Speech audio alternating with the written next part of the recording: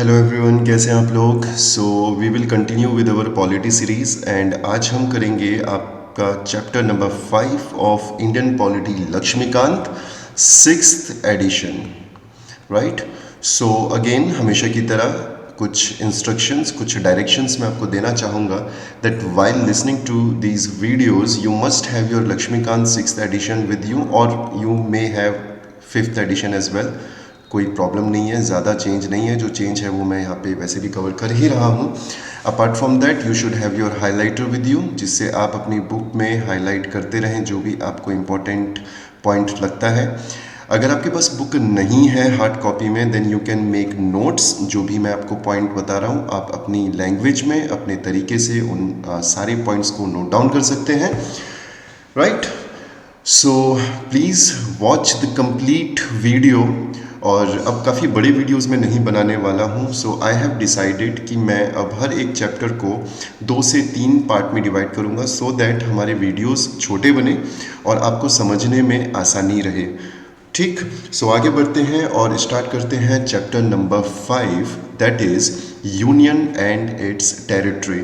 जब हम chapter number 5 की बात करते हैं, यूनियन की बात करते हैं, टेरिटरी की बात करते हैं, तो हम बात कर रहे हैं पार्ट 1 की। राइट।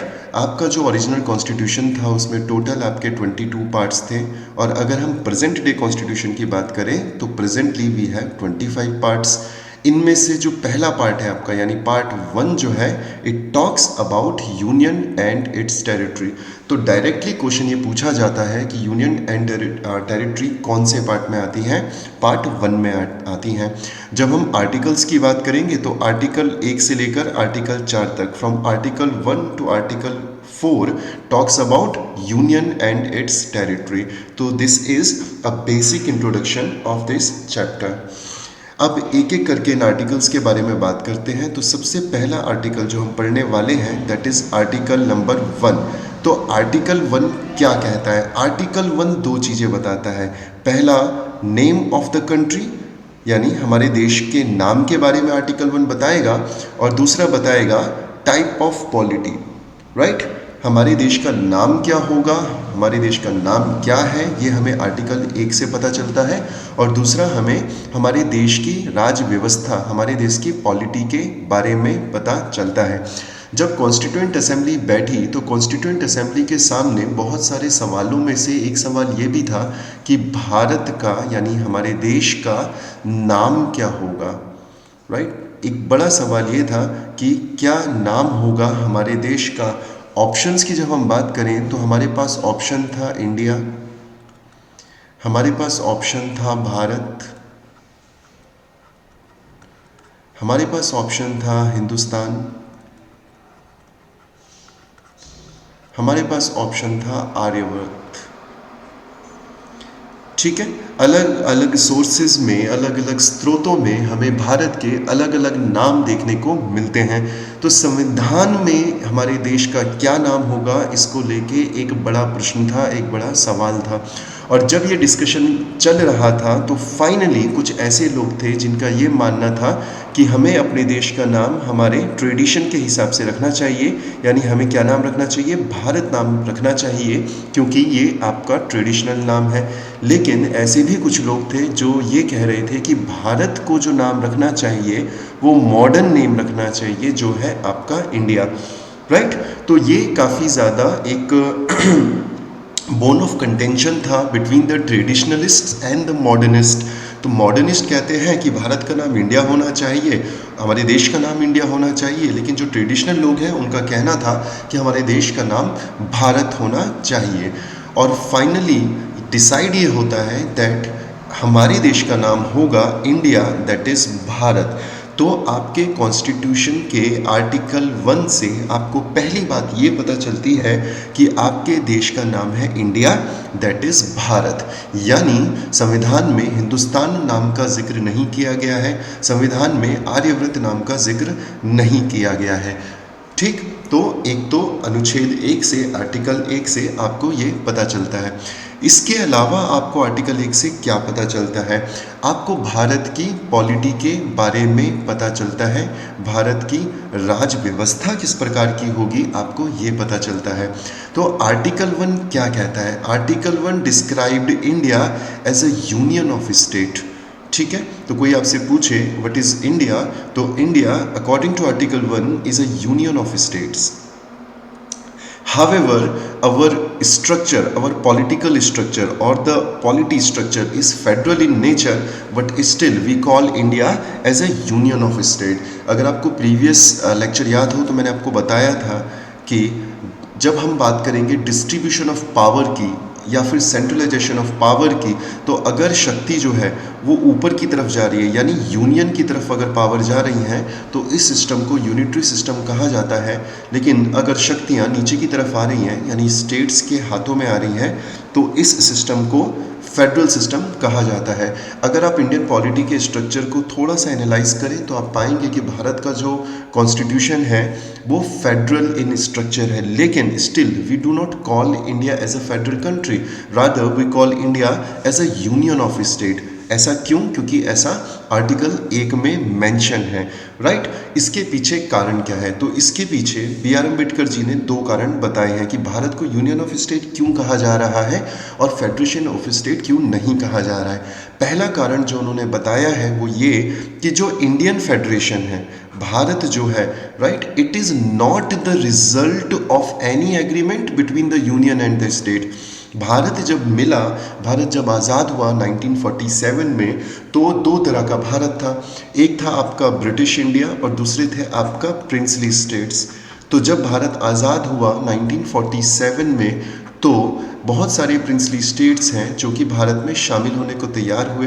तो जब ये भारत में शामिल होने को तैयार हुए, तो ये जो तरीका था शामिल होने का, that was not an agreement, यानी भारत की यूनियन के बीच में और इन प्रिंसली स्टेट्स के बीच में किसी भी तरह का कोई एग्रीमेंट नहीं हुआ था, राइट।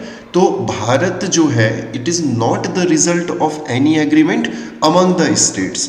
राज्यों का आपस में कोई किसी तरह का कोई भी एग्रीमेंट नहीं है और ना ही राज्य का यूनियन के साथ किसी भी तरह का एग्रीमेंट है, राइट। तो ये पहला कारण है जिस कारण की वजह से हम यूनियन ऑफ स्टेट फ्रेज का इस्तेमाल करते हैं, ना कि फेडरेशन ऑफ स्टेट्स फ्रेज का इस्तेमाल करते हैं। Very important. दूसरा कारण ये है that Indian states do not have the right to secede from the federation. भारत के जो राज्य हैं उनको ये अधिकार नहीं है कि वो भारत के फेडरेशन से अलग हो सकता है। जैसे अगर हम अमेरिका की बात करें तो अमेरिका की जो स्टेट्स हैं उनके पास ये अधिकार है कि वो जब चाहे तब फेडरेशन से अलग हो सकते हैं। लेकिन भारत के अगर हम स्टेट्स की बात करें तो Indian states do not have the right to secede, अलग होने का अधिकार नहीं है। Very important. तो जो हमने यूनियन और स्टेट्स का डिवीज़न किया है उसका क्राइटेरिया क्या है, उसका आधार क्या है? तो उसका जो पैरामीटर है, जो आधार है, that is convenience of administration. India is a union of state और स्टेट्स को बनाने के पीछे जो कारण है, राज्यों को बनाने के पीछे जो कारण है, वो कारण है कन्वीनियंस ऑफ एडमिनिस्ट्रेशन, ठीक, ताकि प्रशासन अच्छे तरीके से हो सके। इसीलिए हमने भारत की यूनियन को अलग अलग स्टेट्स में डिवाइड किया है, राइट। तो ये 2 चीज़ें आपको आर्टिकल 1 से पता चलती हैं। अब हमने बात करी आर्टिकल 1 की। आर्टिकल 1 में एक टर्म यूज़ किया गया है, टेरिटरी ऑफ इंडिया, राइट। तो टेरिटरी ऑफ इंडिया क्या होती है? टेरिटरी ऑफ इंडिया को कैसे आप डिफाइन करेंगे? तो टेरिटरी ऑफ इंडिया को 3 कैटेगरीज में डिवाइड किया गया है इन द कॉन्स्टिट्यूशन, राइट। पहला है टेरिटरीज ऑफ द स्टेट, यानी आपके राज्यों की टेरिटरी। दूसरा है यूनियन टेरिटरीज, यानी जो संघ शासित प्रदेश हैं उनकी टेरिटरीज। और तीसरा है वो टेरिटरीज जो टेरिटरीज कभी इन फ्यूचर अगर एक्वायर की जाती है by the government of India, right. तो अगेन फिर से आप मेरे साथ दोहराएं इस चीज़ को। आर्टिकल 1 में जो टेरिटरी ऑफ इंडिया फ्रेज का इस्तेमाल किया गया है, टेरिटरी ऑफ इंडिया का मतलब क्या?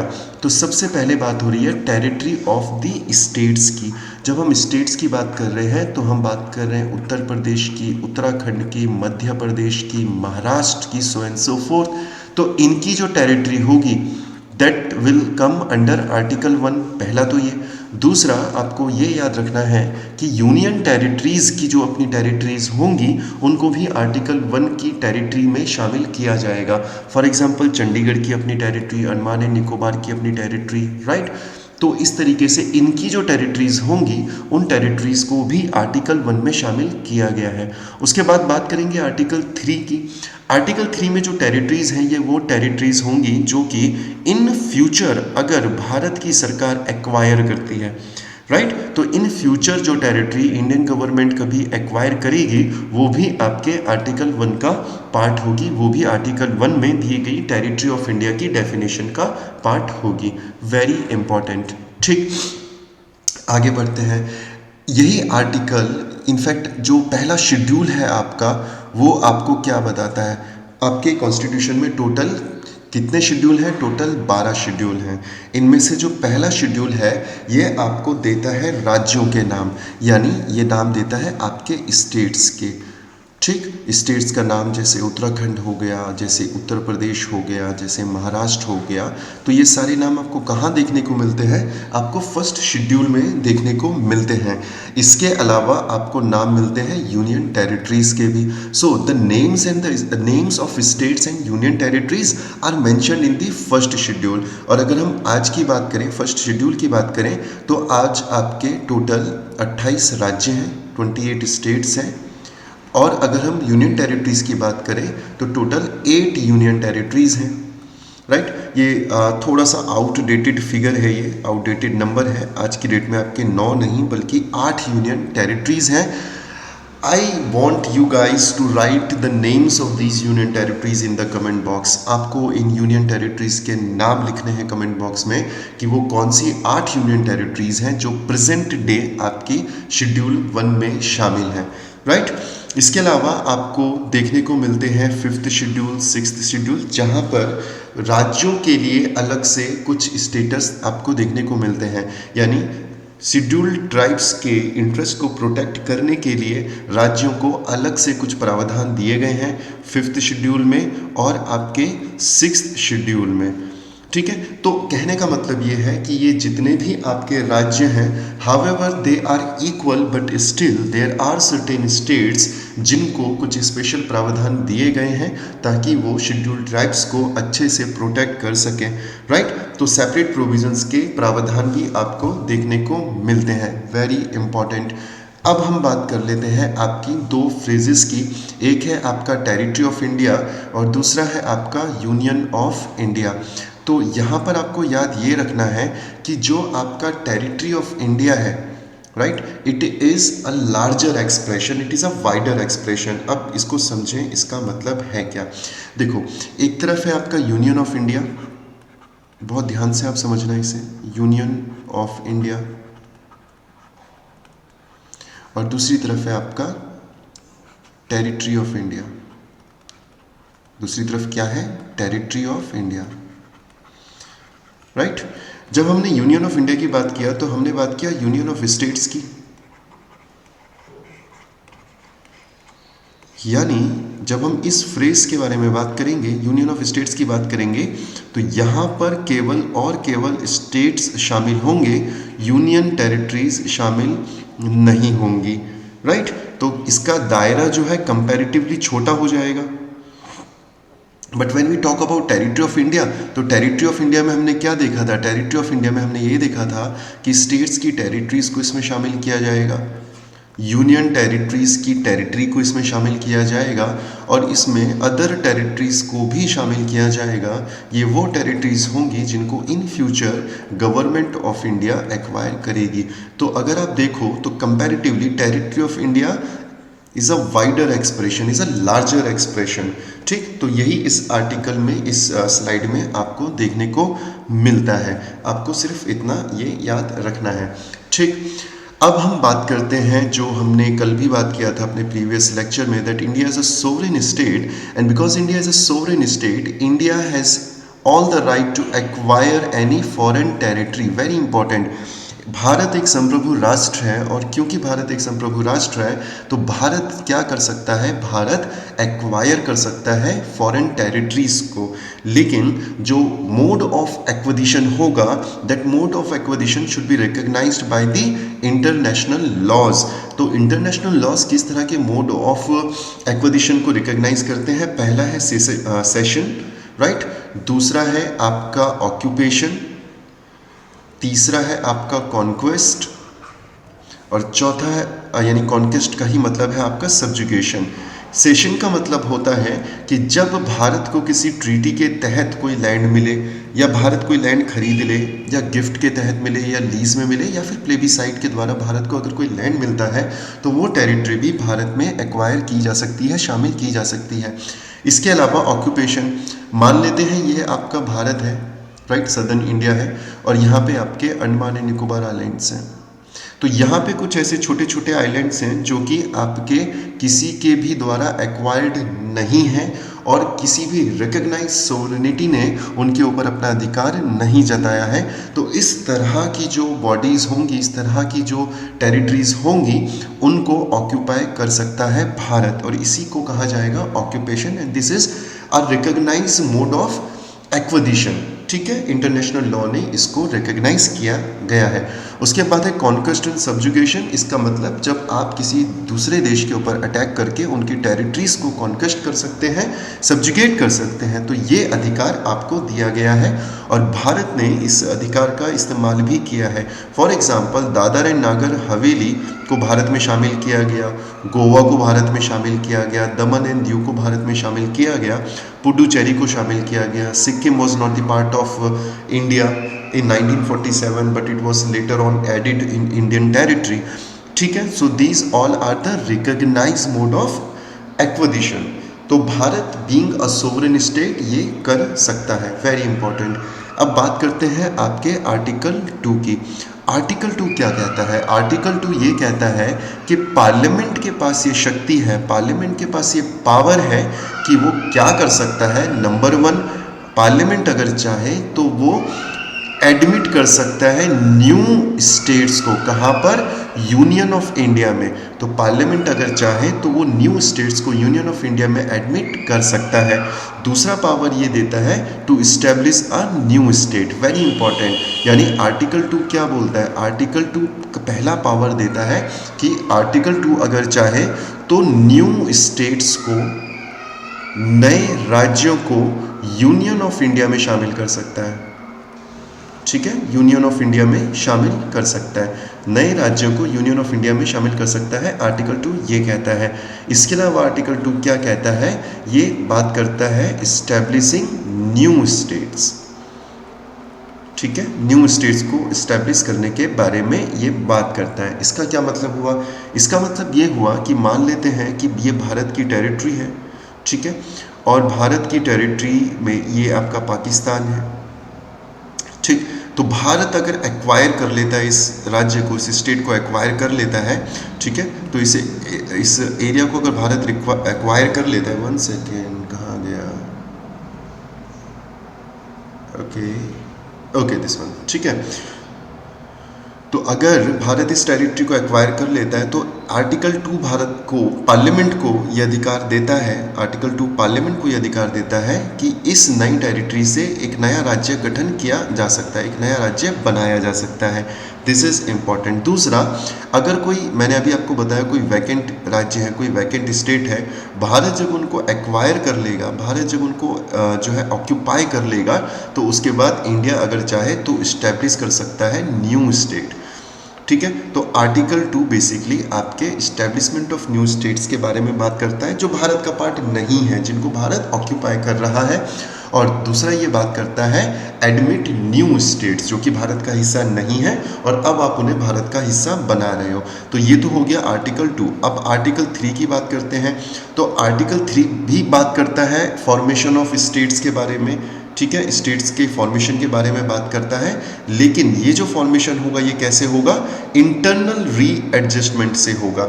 इसको समझते हैं कि जब हम बात करेंगे आर्टिकल 2 की, जब हम आर्टिकल 2 की बात करेंगे तो आर्टिकल 2 क्या कहता है? सिंपल सा मतलब ये है, आर्टिकल 2 बात करता है इस्टेब्लिशमेंट ऑफ स्टेट्स के बारे में।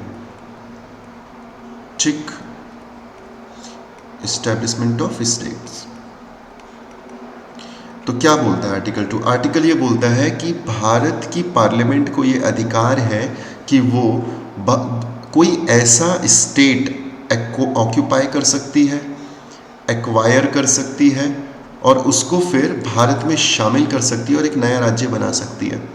ठीक है, तो ये उन स्टेट्स को, उन राज्य को ऑक्यूपाई एक्वायर करने के बारे में बात हो रही है जो कि इंडियन यूनियन का पार्ट नहीं है, उनको एक्वायर किया जा रहा है और फिर एक नया स्टेट बनाया जा रहा है। Whereas when we talk about article 3, article 3 क्या बोलता है? आर्टिकल 3 बात करता है फॉर्मेशन ऑफ न्यू स्टेट्स की। ठीक है, फॉर्मेशन ऑफ न्यू स्टेट। तो न्यू स्टेट का फॉर्मेशन कैसे होगा? यहाँ पे होगा इंटरनल रीएडजस्टमेंट, इंटरनल रीएडजस्टमेंट। इसका क्या मतलब हुआ? इसका मतलब ये हुआ कि कोई आपका ये राज्य है और आपने क्या किया, इस राज्य के दो टुकड़े किए और एक राज्य बना आपका, फॉर एग्जांपल उत्तराखंड, और ये आपका उत्तर प्रदेश। तो ऑलरेडी ये आपका union of state, union of India का पार्ट था। आपने यहाँ पर क्या किया, आपने उत्तर प्रदेश को बाइफरकेट किया, राइट, और एक पार्ट को बनाया उत्तराखंड और एक आपका उत्तर प्रदेश रहा। तो यहाँ पे भी नया राज्य बन रहा है, लेकिन ये बनेगा आपके आर्टिकल 3 के हिसाब से। यहाँ पे भी नया राज्य बन रहा है, लेकिन ये बनेगा आर्टिकल 2 के हिसाब से। तो ये कुछ बातें हैं जो कि आपके लिए इम्पोर्टेंट हो जाती हैं, राइट। इसके अलावा अगर हम आर्टिकल 3 की बात करें तो केवल फॉर्मेशन ऑफ न्यू स्टेट के बारे में बात नहीं कर रहा है, ये बात कर रहा है फॉर्मेशन ऑफ न्यू स्टेट कैसे, जब आप सेपरेशन करोगे, यानी आपने क्या किया, ये एक टेरिटरी थी, आपने इसका एक पार्ट अलग कर दिया और आपने बना दिया तेलंगाना या आपने बना दिया उत्तराखंड, ठीक है, यूपी से अलग करके, यानी आपने टेरिटरी को सेपरेट किया। दूसरा तरीका ये भी हो सकता है कि आप यूनाइट कर सकते हैं। फॉर एग्जांपल एक स्टेट ये था, एक स्टेट ये था, तो आपने क्या किया, यहाँ से अलग काटा, यहाँ से अलग काटा और इन दोनों हिस्सों को जोड़ दिया, राइट। या फिर एक स्टेट ये था, एक स्टेट ये था, आपने दोनों स्टेट्स को जोड़ दिया और एक नया राज्य बनाया। तो आप यूनाइट करके भी नया राज्य बना सकते हैं और सेपरेट करके भी नया राज्य बना सकते हैं। किसी राज्य की टेरिटरीज को इंक्रीज करके, उसके एरिया को इंक्रीज करके भी नया राज्य बनाया जा सकता है, या फिर उसकी टेरिटरी को इंक्रीज किया जा सकता है। तो कभी भी किसी राज्य की टेरिटरी को अगर आपने इंक्रीज करना है या फिर उसे कम करना है तो उसके लिए आप क्या करेंगे, आर्टिकल 3 का इस्तेमाल करेंगे। Very important. अगर आपको बाउंड्रीज अल्टर करनी है तो भी आर्टिकल 3 का इस्तेमाल होगा, और अगर आपको राज्य का नाम चेंज करना है तो भी आर्टिकल 3 का इस्तेमाल होगा। जैसे कि आपके राज्य का जो नाम पहले था दैट वाज उत्तरांचल, और इसका नाम बदल के उत्तराखंड कर दिया गया। तो इसका नाम जब बदला जाएगा तो उसके लिए कौन से आर्टिकल का इस्तेमाल किया जाएगा, आर्टिकल 3 का इस्तेमाल किया जाएगा। लेकिन आपको ये याद रखना है कि आर्टिकल 3 में दो इम्पॉर्टेंट कंडीशंस आपको देखने को मिलती है, वेरी इंपॉर्टेंट। पहली कंडीशन ये है कि ये जो प्रोसेस होगा, यानी आर्टिकल 3 के तहत जो भी टेरिटरीज को बनाया जाएगा, कम किया जाएगा, नाम चेंज किया जाएगा या नया स्टेट फॉर्म किया जाएगा, इसकी जो पावर है ये किसके पास है, पार्लियामेंट के पास है। This is very important, very very important, ठीक। तो ये किसके पास अधिकार है, ये पार्लियामेंट के पास अधिकार है। और पार्लियामेंट ये कब करेगा, पार्लियामेंट ये तब करेगा जब उसको रिकमेंड किया जाएगा by the president of India. तो सबसे पहले प्रेसिडेंट क्या करेगा, प्रेसिडेंट रिकमेंड करेगा कि हमें एक नए राज्य का गठन करना है, ठीक है। प्रेसिडेंट क्या करेगा, रिकमेंडेशन देगा, वेरी इंपॉर्टेंट। तो रिकमेंडेशन कौन देगा, प्रेसिडेंट देगा, ठीक है। पहला तो आपको ये याद रखना है। अच्छा, रिकमेंडेशन देने से पहले प्रेसिडेंट क्या करेगा, इस सेम रिकमेंडेशन को भेजेगा कहाँ पर, लेजिस्लेटिव असेंबली में, लेजिस्लेटिव असेंबली, ठीक है। ये कौन सी स्टेट की असेंबली होगी, अब हम बात कर लेते हैं, एक एग्जांपल ले लेते हैं, केस स्टडी ले लेते हैं। जैसे उत्तर प्रदेश से जब हमें उत्तराखंड बनाना था तो उस वक्त उत्तर प्रदेश की अपनी एक लेजिस्लेटिव असेंबली रही होगी। तो प्रेसिडेंट ने क्या किया, प्रेसिडेंट ने उस प्रपोजल को भेजा कहाँ पर, उत्तर प्रदेश की लेजिस्लेटिव असेंबली में, ठीक। अब ये जो लेजिस्लेटिव असेंबली है ये उसके ऊपर चर्चा करेगी, चाहे ये एग्री करे चाहे ये एग्री ना करे, इस बात से कोई फर्क नहीं पड़ता, right. And with in a specified period of time ये अपना जवाब जो है प्रेसिडेंट को वापस भेजेगी, चाहे ये हाँ कहें चाहे ये ना करें। प्रेसिडेंट फिर क्या करेगा, उस रिकमेंडेशन को रखेगा पार्लियामेंट के सामने और फिर पार्लियामेंट में उसको पास किया जाएगा सिंपल मेजॉरिटी से, ठीक है। और इस तरीके से आपका नया स्टेट जो है वो फॉर्म होगा। दिस इज इम्पॉर्टेंट, ये आपके लिए इम्पॉर्टेंट हो जाता है, ठीक। जो मैंने आपको बताया that president will not be bound by the views of the state legislature. State legislature कुछ भी कहे, आपका जो प्रेसिडेंट है वो बाउंड नहीं है, पार्लियामेंट भी बाउंड नहीं है उनके फैसलों को मानने के लिए। इस पूरे प्रोसीजर को फिर से समझते हैं, ठीक है। मैं आपको फिर से एक बार समझा देता हूँ इस पूरे प्रोसीजर को, इसका क्या मतलब हुआ, ठीक। देखो, नया राज्य बनना है, न्यू स्टेट बनना है और ये न्यू स्टेट बनेगा आपके आर्टिकल 3 के हिसाब से, ठीक है। अब एक केस स्टडी ले लेते हैं हम लोग, तो ये केस स्टडी आपको ज़्यादा समझ में आएगा। केस स्टडी ये है कि आपका उत्तर प्रदेश है, ठीक है, और उत्तर प्रदेश से उत्तराखंड को अलग करने की एक नए राज्य की डिमांड हो रही है, उत्तराखंड के बारे में डिमांड की जा रही है। तो ये आपका ऑब्जेक्टिव है कि उत्तर प्रदेश से आपको क्या करना है, उत्तराखंड बनाना है। तो इसका प्रोसेस क्या होगा, इसके प्रोसेस को आप समझो। सबसे पहले प्रेसिडेंट जो है,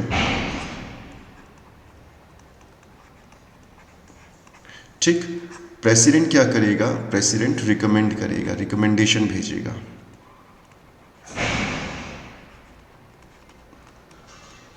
ठीक है।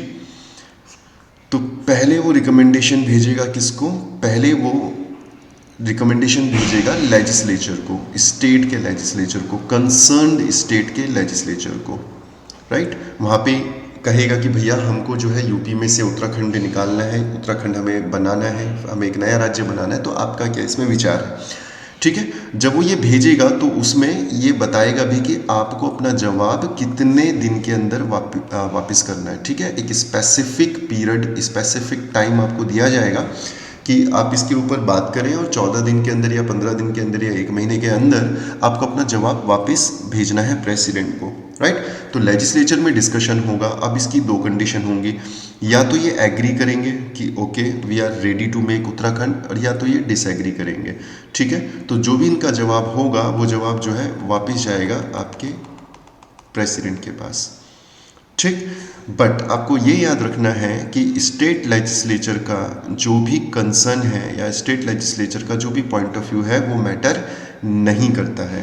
प्रेसिडेंट फिर क्या करेगा, उस रिकमेंडेशन को पार्लियामेंट में भेजेगा, ठीक है। पार्लियामेंट की जब हम बात कर रहे हैं तो लोकसभा और राज्यसभा की हम बात कर रहे हैं, लोकसभा और राज्यसभा यानी पार्लियामेंट में भेजेगा।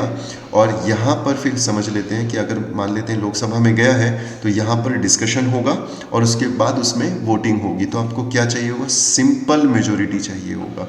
सिंपल मेजोरिटी से लोकसभा में पास करेंगे, उसके बाद फिर सिंपल मेजोरिटी से राज्यसभा में पास करेंगे, राइट। और राष्ट्रपति का ऑलरेडी आपको अप्रूवल तो मिला हुआ है, प्रायर परमिशन तो मिला हुआ है। तो फाइनली फिर क्या होगा, प्रेसिडेंट उसके ऊपर साइन करेंगे, ठीक है, सिग्नेचर होंगे और आपका नया राज्य यानी उत्तराखंड आपका बनके तैयार हो जाएगा। सो ये पूरा प्रोसेस आपको समझना है कि किस तरीके से नया राज्य का गठन किया जाता है, वेरी इंपॉर्टेंट पॉइंट, ठीक है। इसके अलावा मान लेते हैं कि राज्य ने हाँ कर दिया, उसने अलाउ कर दिया कि ओके ठीक है आप नए राज्य का गठन करें या नया नाम आप चेंज करें। तो एक बार हाँ करने के बाद अगर उस बिल में छोटे मोटे अगर कोई और चेंजेस करने पड़े तो बार बार जो है स्टेट लेजिस्लेचर के अप्रूवल की आवश्यकता नहीं होगी।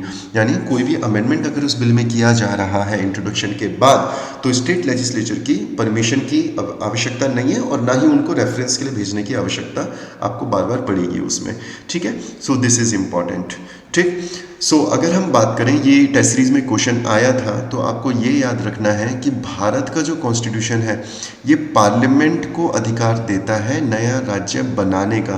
तो प्रेसिडेंट में कंफ्यूज मत होना, प्रेसिडेंट केवल उस प्रोसेस को स्टार्ट करता है, लेकिन बनाता कौन है, बनाता पार्लियामेंट है। कैसे बनाता है, सिंपल मेजोरिटी से बनाता है। ये अधिकार किसके पास है, पार्लियामेंट के पास है, वेरी इंपॉर्टेंट, ठीक है।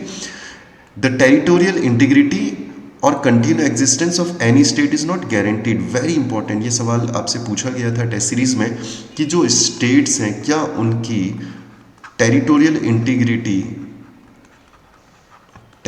इंटीग्रिटी सिक्योर्ड है? आंसर इज नहीं, बिल्कुल भी सिक्योर नहीं है, क्योंकि पार्लियामेंट जब चाहे, पार्लियामेंट कहाँ पर है? यूनियन पर है, सेंटर में है। पार्लियामेंट जब चाहे किसी भी स्टेट को बाइफरकेट कर सकती है, किसी भी स्टेट को मर्ज करके एक स्टेट बना सकती है। इसका मतलब जो टेरिटोरियल इंटीग्रिटी है भारत के राज्यों को, दैट इज नॉट गारंटीड, ठीक है।